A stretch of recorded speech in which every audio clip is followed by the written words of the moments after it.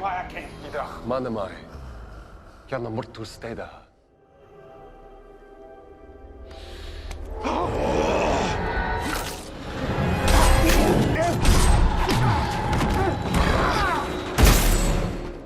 Hey guys, what's happening? Niyat here with Film Comics Explained, and today we'll be taking a look at the engineers featured in the Alien prequel films directed by Sir Ridley Scott. The engineers, also known as pilots after the individual discovered on LV-426 by Ripley's crew in Aliens, were essentially an ancient extraterrestrial species of unknown origin that possessed some of the most advanced technology in the entire galaxy, especially in the field of space travel and genetic engineering. Credited with the creation of mankind, the engineers are believed to have been beneficent creators who sailed the stars, terraforming primordial celestial bodies and seeding them with the foundations of biological life. As such, they are revered as gods by some of the many intelligent species they've created throughout the ages. While throughout the Alien Extended Universe they have been known by many names including space jockeys, Ossians, and Malacax, the term engineer was first coined by Elizabeth Shaw and Charlie Holloway in the film Prometheus due to the life forms being responsible for engineering the human race. I should also point out that their scientific name is Mundus Gubernavi, which is Latin for universal pilot. The engineers are extremely pale, hairless humanoids with two massive arms and legs and raised brow and nose bridges compared to humans. Their pupils are also noticeably in the shape of oblong plus symbols, giving them a familiar yet foreign look. The enormous beings stand at a height of 9 to 10 feet, and based on what we see in the prequel films, they appear to breathe oxygen just like human beings and have been reported as having a lifespan of 150 years. They also seem to be extremely strong and resilient, given the fact that the last engineer killed Peter Weyland's team in Prometheus by sending them flying across the room from simple punches. To increase their strength and resilience further, the Malacax were outfitted with biomechanical pressure suits that made them practically impervious to gunshot damage at close range. For the sake of comparison between the known variant species that exist in the Alien universe, in the Predator Fire and Stone comic book series, which I've covered in the past, a physical fight between an experienced Predator and an engineer showed the latter to be far stronger, with it dominating the fight, shrugging off a plasma bolt and heavily wounding the Predator, causing it to rely on its stealth tactics, equipment, and the aid of a human to defeat it. When it comes to the humanoids on Planet 4, as seen in Alien Covenant however, these beings appear to be more primitive and slightly different in appearance from those the crew of the USCSS Prometheus had encountered on LV-223, with eyes more identical to humans and far more variants in body shape than their celestial cousins. They were also much shorter compared to the huge muscular physique and height of the engineers seen in Prometheus, but they did wear the same clothing as the sacrificial engineer featured in the opening of the film, suggesting a shared culture between them. In Prometheus, we see the lone engineer mentioned earlier using his body as a vessel for the creation of the human race. He essentially sacrifices himself as his people left the empty primordial Earth by drinking a biological accelerant that dissolved him and changed his DNA to the planet's first microorganisms. Humanity soon developed after this, making the engineers the ancestors of the human race and much of the bioorganic life seen on the planet today. As such, human DNA and engineer DNA are virtually identical, as is that of the humanoids on Planet 4, which were likely created using the same process. A few off-the-cuff comments made by Ridley Scott, who directed the first Alien film, Prometheus, and Alien Covenant, suggest that the humanoids from Planet 4 were civilians, and the ones from LV-223 were the militant type. This leads me to theorize that while they all belong to the same species, many subtypes were made to facilitate their overall goal of creation and exploration, with the civilians being utilized for farming and agricultural purposes to feed the masses, the militant types to protect them, and a possible but yet to be seen scientific variant that were responsible for their technological and genetic engineering prowess.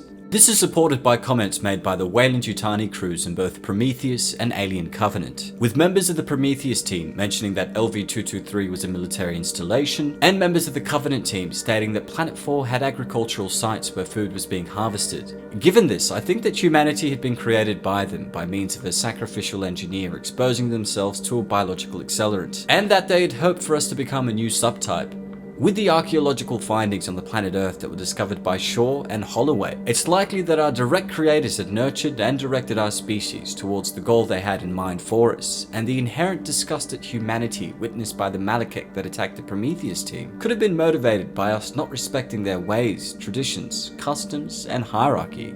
I also think that our desire to explore, create, and dominate the galaxy, as witnessed with the exploits and eventual reach of the Weyland-Yutani Corporation, might have been the reason that they decided to destroy us. I mean, Weyland himself becomes a creator of sorts with his development of the David line of androids, and seeing humanity, which had been created by the engineers for a specific purpose, attempt to usurp the place of the engineers as a supreme species of celestial creators might have angered them.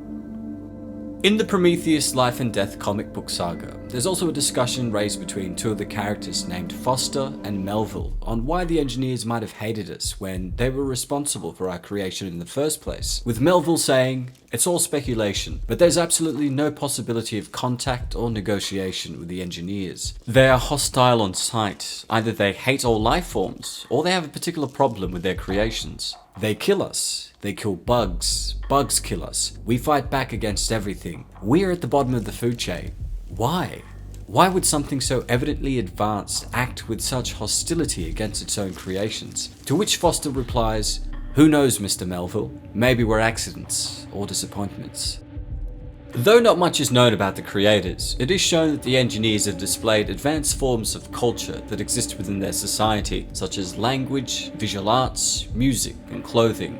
The engineers' writing system is also strikingly similar to Mesopotamian cuneiforms that can be found in the Middle East, and their hieroglyphs are identical to what is found in Egypt, Mesoamerica, and other places on Earth, adding further credence to the idea that they had nurtured our early development and culture to mirror their own. For me, it was interesting to hear Ridley Scott's take on their culture in the audio commentary of Alien Covenant, where he explained that the large stone heads inside the Citadel on Planet 4 represented the 6 elders of the entire civilization. These were comprised of intellectuals, artists, and wise men. This might suggest that a brainstorming session between these elders led to the formation of the subtypes of the engineers we see today, that played a specific role in the overall growth of the spacefaring creators. A superior species, no doubt. Their hypersleep chambers will impress, I trust. In the film Prometheus, we discover that dozens of cargo ships carrying the weaponized black liquid were set to launch for Earth to release the pathogen and let it wipe out humanity, only to see the engineers somehow lose control of their intended weapons and perish. I've extensively covered this pathogen in another video, which I'll be leaving a link to below, and if you want to have a better understanding of its properties and function, I recommend that you check it out.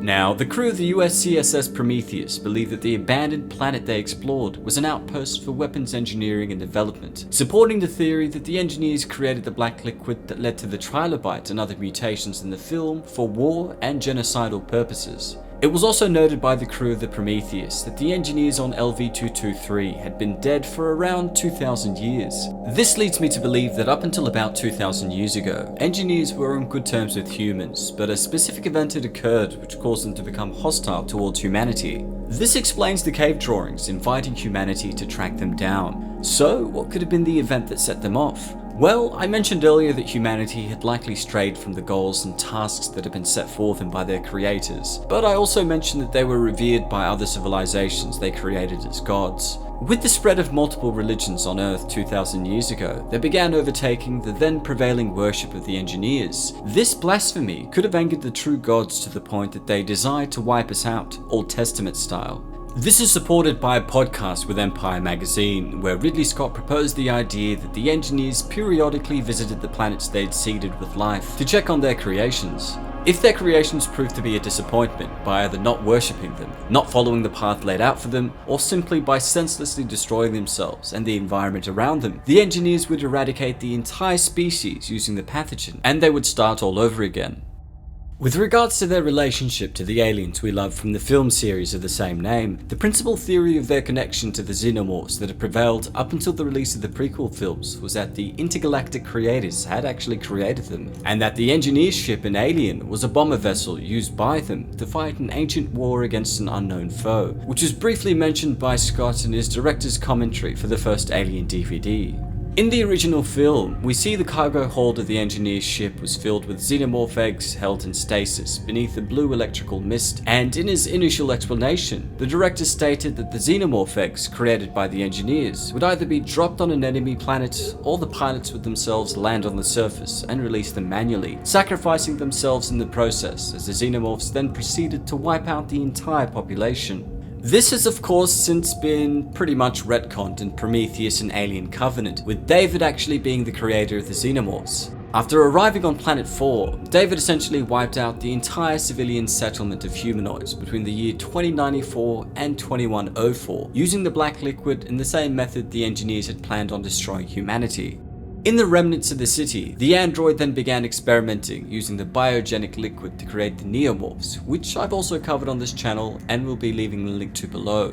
Driven by an obsession to create a unique species of his own, David tricks the crew of the Covenant which landed on the planet and takes over their ship with the plan of creating the xenomorphs. It should be noted that he departs Planet 4 in the year 2104 with a handful of Covenant survivors, human embryos, and embryos that resembled facehuggers. 18 years before the crew of the Nostromo featuring Ripley would stumble on the xenomorphs on LV-426. This also feeds into the thread and theme of creations usurping the place of their creators, with the engineers creating us, humanity creating the androids, and they in turn creating the xenomorphs, with each trying to outdo their godly creators and leave their own mark on the universe. This means that in the following film, which will be set in that gap, David will create the xenomorphs as we know them, and presumably head to the actual homeworld of the militant and scientific engineers, with the hope of releasing his acidic predators on them, or he may just give it to them as a gift, which seems pretty unlikely. The reason I say this is that in order for it to tie back to the original series, we need to have an engineer ship filled with xenomorph eggs, and a space jockey dead in the bridge. But I guess we'll see what Ridley decides to do with David, the engineers, and the xenomorphs in the final film of the prequel trilogy.